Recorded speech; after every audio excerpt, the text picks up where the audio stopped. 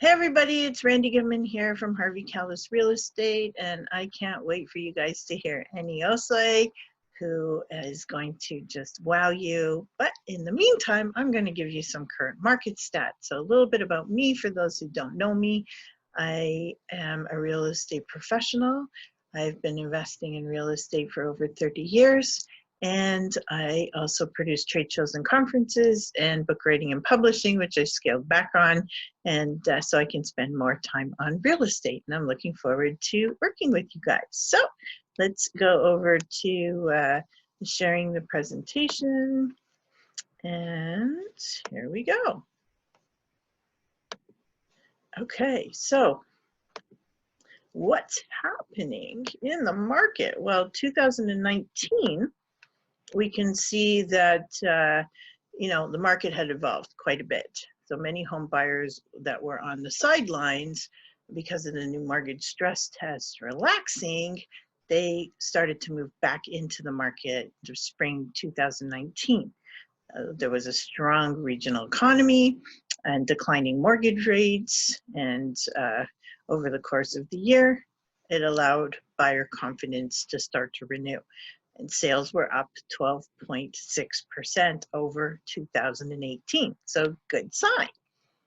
Sales were up in 2019, but listings were down 2.4%. And that's year over year. So for the last decade, annual new listings were largely in a holding pattern, despite the upward trend over the year, which would reflect the lack of inventory.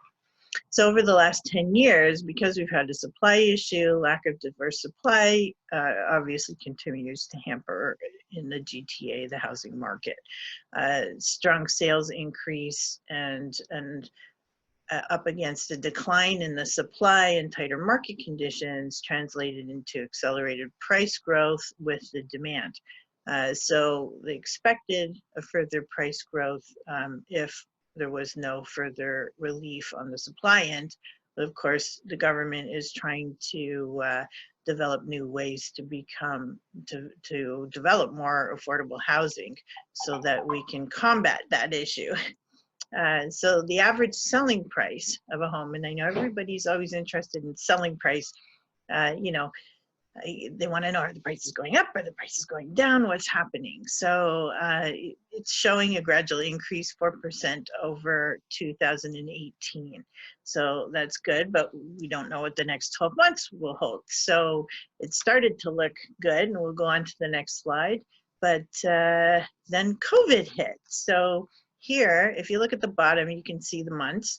January, February, March, April. Orange is 2020, blue is 2019, green 2018, gray 2017. So you kind of see the trend.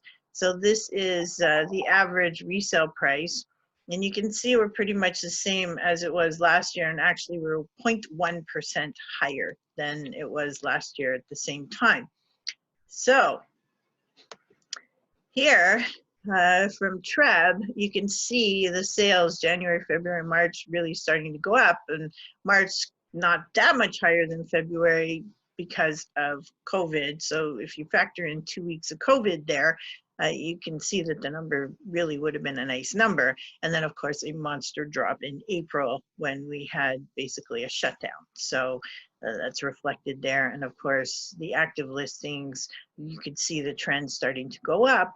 And March, April are about the same just because the listings carried over.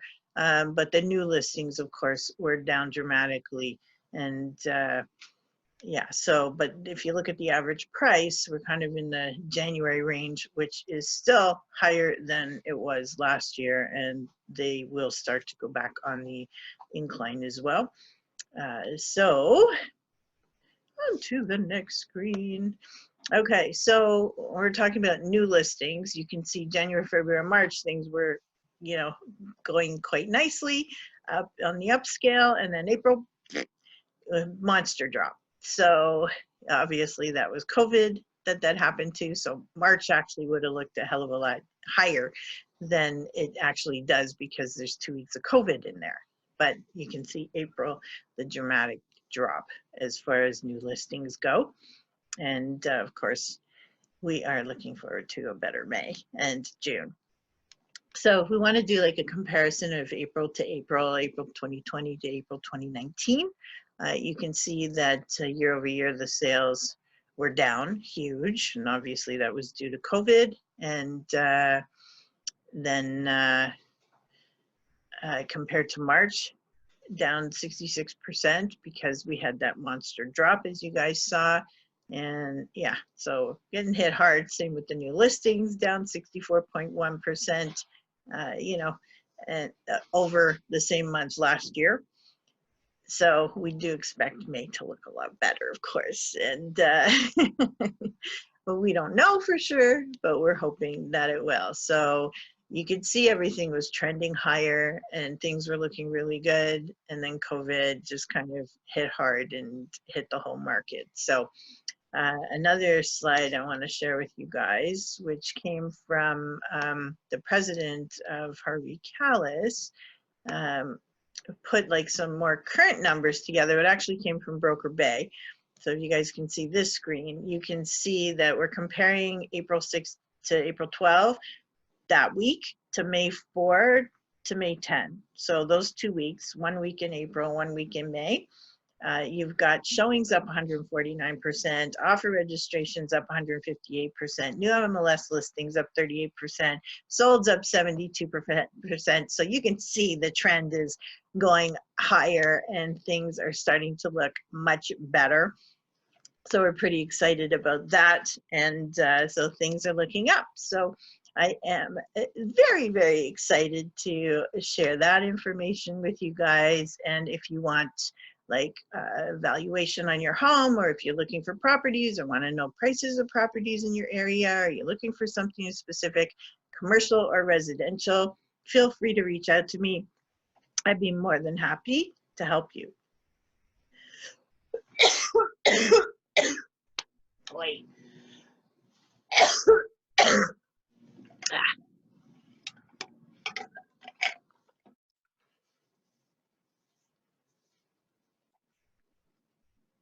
Okay, I'm all red because I had a cough attack, but we're all good. It's not COVID, just a dry spot from talking too much.